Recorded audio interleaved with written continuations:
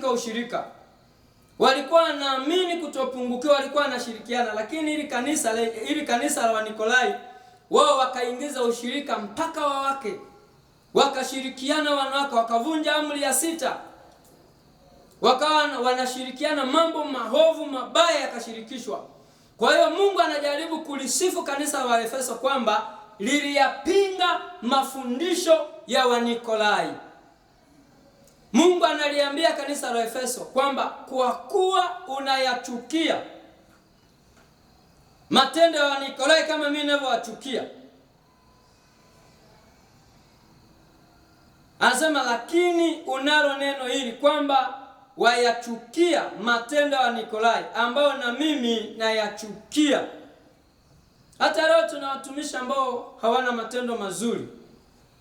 Kanisa hili lilikuwa na changamoto, lakini bado lilichukia. Mstari wa 7 anasemaje?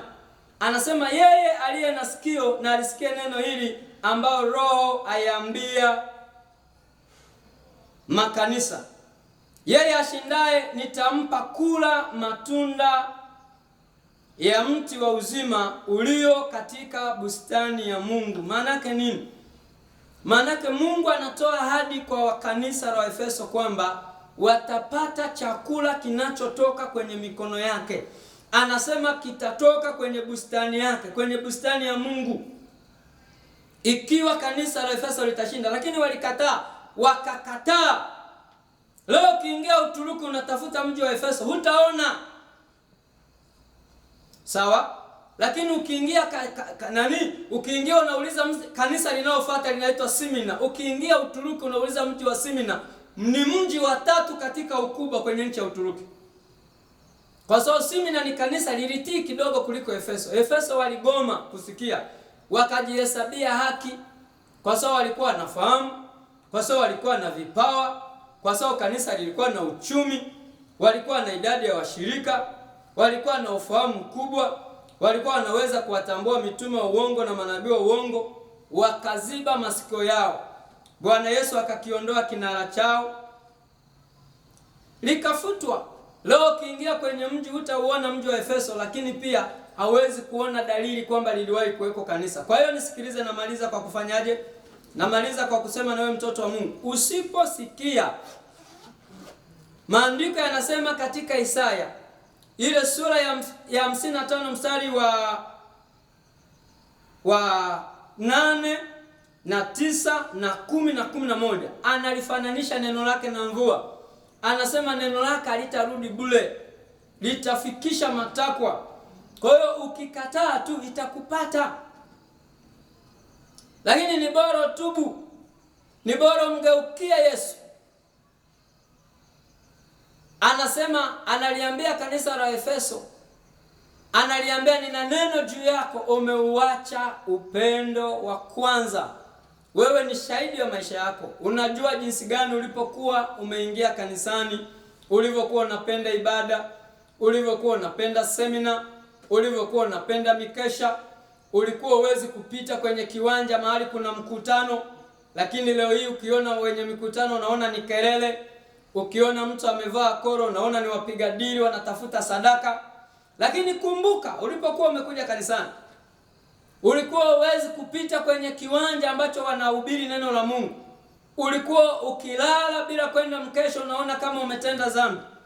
Yesu analiambia kanisa la Efeso, analiambia kumbuka ulipoanguka ukatubu, na usipotubu nitakiondoa kinara. Kanisa la Efeso lilipokataa, kinara kiliondolewa. Leo hakuna Efeso. Nataka nikushirikishe neno la baraka. Hebu mgeukie Yesu. Yesu analia, tutajifunza, tutaenda kanisa moja baada ya jingine. Na ukipata nafasi bado tunaendelea kujifunza kanisani, lakini hapa nimekufundisha kwa ufupi na kwa ufupi. Ningetamani kuomba na wewe ambaye kabisa ndani yako unasema kweli umeuacha upendo wa kwanza. Kabisa unasikia ndani yako ya kwamba ulikuwa uwezi kulala bila kuomba. Leo hii unakula chakula cha mchana bila kuomba. Unatoka kanisani, kazini, unapanda kitandani bila kuomba. Asubuhi unaamka unapiga mswaki unaenda kazini bila kuomba. watoto wako wanaenda shuleni bila kuwaombea. Lakini zamani hukufanya hivyo. Zamani ulikuwa ukitaka kwenda kazini unapiga magoti unasali. Maana yake nini? Maana yake umeuacha upendo wa kwanza. Unajua wewe ndani yako, unajua jinsi ulivyokuwa mwaminifu kwenye zaka, jinsi ulivyokuwa na upendo, jinsi ulivyokuwa unapenda unaushirika ndani ya watu waliookoka. Leo hauko hivyo. Leo hii unaona watu waliookoka ni kama watu walio wavivu fulani. Ni kama vile watu wamepoteza na wakati. Nataka niombe na wewe. Nataka niombe na wewe. Yesu aingie tena ndani yako. Nataka nikuombee kinara chako kisiondoke. Kinara ni chombo kinachobeba taa. Kinara kikiondoka manake na nuru inaondoka. Kinara kilipoondoka kwenye mji wa Efeso na mji wa Efeso kaondoka. Haya, niombe na wewe. Mungu akusaidie. Hebu fatisha maneno haya. Sema, Bwana Yesu, nimeyasikia ya maneno yako Bwana. Naomba unisaidie. Urejeshe kinara changu mahali pake. Bwana Yesu, rejea tena ndani yangu. Ni kweli Yesu, nimeachana na wewe. Nimeanguka. Bwana Yesu, ninakusihi ukarejeshe kinara mahali pake. Na ukaingie ndani yangu. Ule upendo wa kwanza nilioupokea pale msalabani ukarejee tena ndani yangu. Ile furaha ya wokovu nilioipokea pale msalabani ikarejee tena katika jina la Yesu. Bwana Yesu, kanisa la Waefeso lilipokataa kusikia na kutubu, ulikiondoa kinara.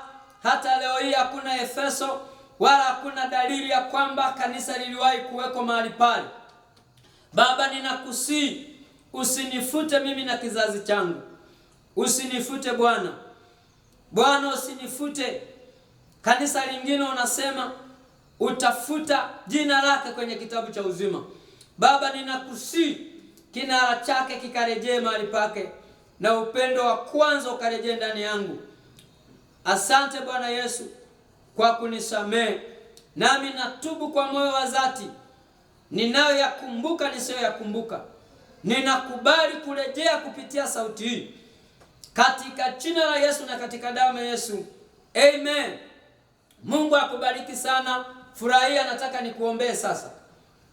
Nataka nikuombee baraka katika jina la Yesu aliye hai. Unaweza kuweka mkono wako kwenye hicho chombo. Weka mkono wako kwenye chombo kwa imani.